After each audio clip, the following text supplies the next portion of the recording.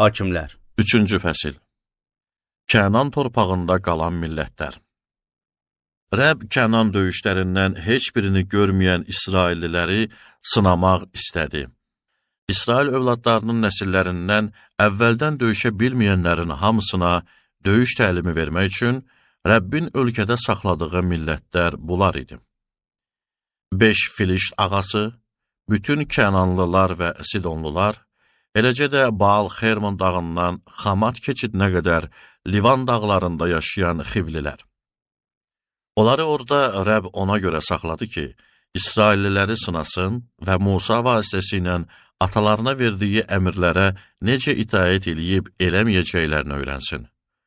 Beləliklə, İsrail övladları Kənanlılar, Xetlilər, Emorlular, Perizlilər, Xivlilər və Yevuslular arasında yaşadı.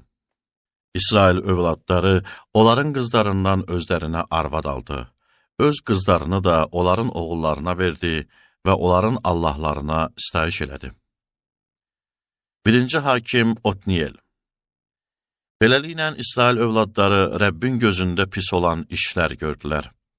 Onlar özlərinin Allahı, Rəbbi unudaraq, Baal və Aşera bütlərinə sitayiş elədilər. Ona görə də Rəbbin qəzəbi İsraillilərə qarşı alovlandı və onları Aram Naharayim padşahı Kuşan Rişatayimə təslim elədi. İsrail övladları 8 il Kuşan Rişatayimə tabe oldu. İsrail övladları Rəbbə fəryad eləyəndə, Rəbb də onlar üçün bir xilaskar getirdi. Xilaskar Kalevin kiçik qardaşı olan Genazın oğlu Otniyel idi. O, İsrail övladlarını əsarətdən xilas elədi.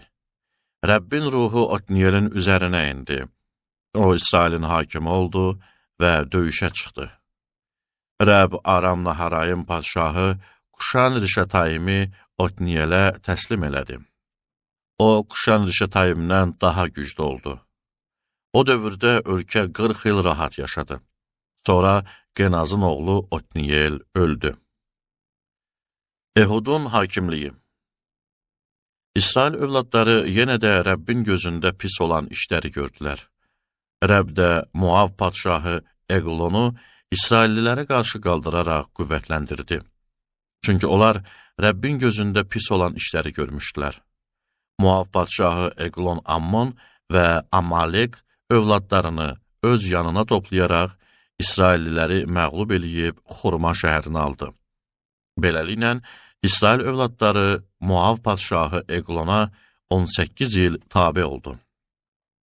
Lakin İsrail övladları Rəbbə fəryad eləyəndə, Rəbb Binyaminli Geranın oğlu Solahay Ehudu bir xilaskar kimi onlara yetirdi. İsrail övladları Moab padşahı Eglona Ehud vasitəsilə xərac göndərdi. Ehud özünə uzunluğu bir qulac olan 2 ağızlı xəncər düzəltdi və onu paltarının altında sağ buduna bağladı. Ehud xəracı Moab padşahı Eglona təqdim elədi. Eglon isə çox tosqun adam idi. Ehud xərac təqdimini bitirəndən sonra hədiyyə gətirən adamları geri göndərdi.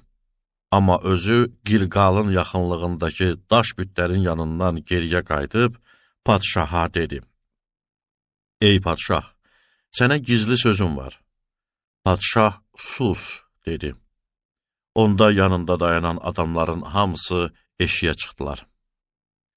Ehud onun yanına gəldi. Padşah üst mərtəbədəki sərin otağında tənha qalırdı. Ehud ona dedi: Allahdan sənə bir sözüm var. Padşah kürsüsündən qalxdı. Ehud isə sol əlini uzadıb sağ buduna bağladığı xəncəri çıxarıb padşahın qarnına soxdu. Xəncəri elə bərk vurmuşdu ki, tiyənin ardınca qəbzəsi də onun qarnına girmişdi və bağırsaqları yerə tökülmüşdü. Xəncərin tiyəsini isə piy tutmuşdu. Çünki Ehud xəncəri padşahın qarnından çıxarmamışdı.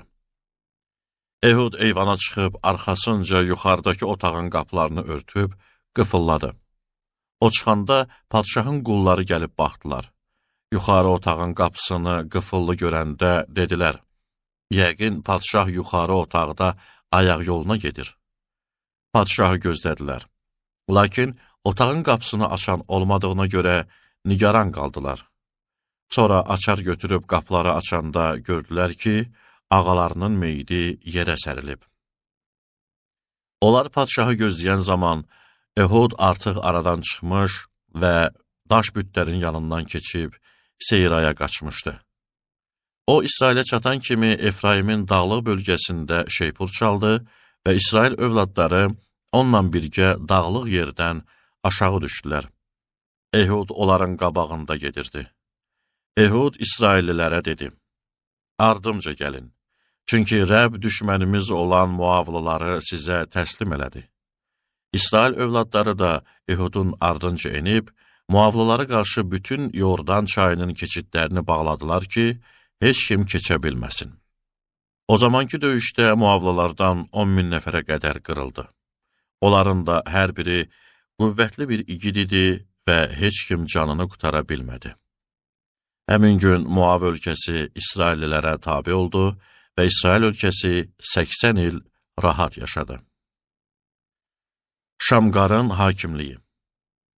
Bundan sonra Anat oğlu Şamqar hakim oldu və o 600 Filistlini öküz payası ilə qıraraq İsraili xilas elədi.